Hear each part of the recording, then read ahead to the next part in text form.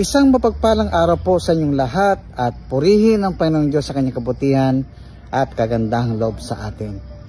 Well, nakikita po natin sa background ang napakagandang nature. Ito po ay nilikha ng Diyos.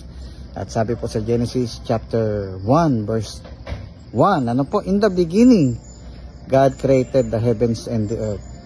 Kaya naman po tayo po mga tao, tayo po nilalang ng Diyos at pinagkatiwalaan upang alagaan po ang Mother Nature.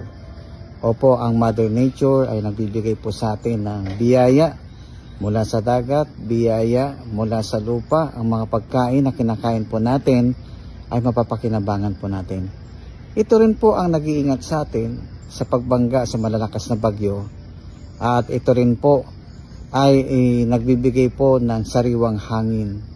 Ito po ay nagbabalanse po ng ecosystem. Kaya naman po kapag inabuso po natin ang Mother Nature, what will happen? Ang mangyayari po ay pagbaha at pagkaguho ng mga bundok. Kaya naman po marami po mga kababayan po tayo ang naapektuhan ng mga trahedyang ito.